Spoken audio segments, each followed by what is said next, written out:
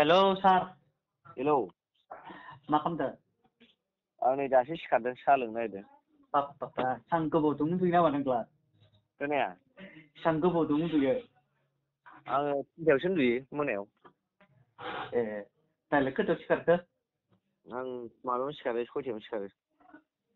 मा 6टा 9टासो जाबाय माथो 9टा 45 9:45। दाथ' 10ता जाबावनोसै जा।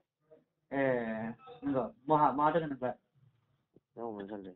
आंखौ सिनायदों ना? सिनायखायो जोंमाखौ मानो सिनाया जानांगौ। आंनि नाम्बारखौलाय माबोरै मोनखो नोंलाय? हो? आंनाव नुजाखायोब्रा आंनाव महर मोखां नुजाजोबखायो मानसिफोरनि। ए आं नोंनि नाम्बारखौ लोगो सानदोंमोन। बहुत लोगो दङब्रा आंनिया। प्रेंक कल खालामदों नोंखौ आङो दायो प्रेंक कल आं होनांसिगोन आं इउटुबाव। प्रेंक कल खालामदों आं नोंखौ। बे प्रेंक कल जाबाय ओमफ्राय नोंनिबा? नोंखौनो होखानांगोन दा नोंखौ बुंसै ना। ओंखाम जाबायना जायाखै?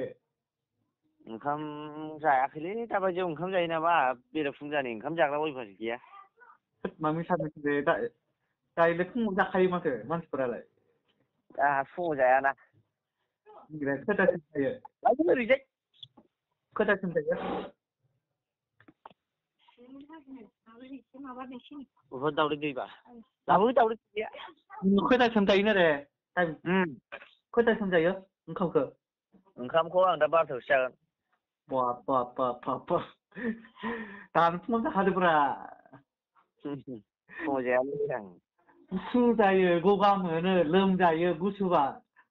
ओमफ्राय नोंसिना मा गामि होनदोंमोनलाय अदालगुरि नामा? औ आंनिया अदालगुरि। आङो आलफ्रेडनि फंबायसो। आलफ्रेडनि फंबाय? औ आलफ्रेडनि फंबाय। मिथिखायो आं ओमफ्राय आं नोंखौ बांसिन गोबोरखि मोखां होननानैसो मिथियो। खोनाखै? गोबोरखि मोखां होननानैसो मिथियो आं नोंखौ बांसिन।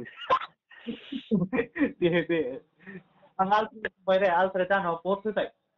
आरो मानसियाबो आलदा हेनसाम ना नों। सोर? नोङो। खोनाखै?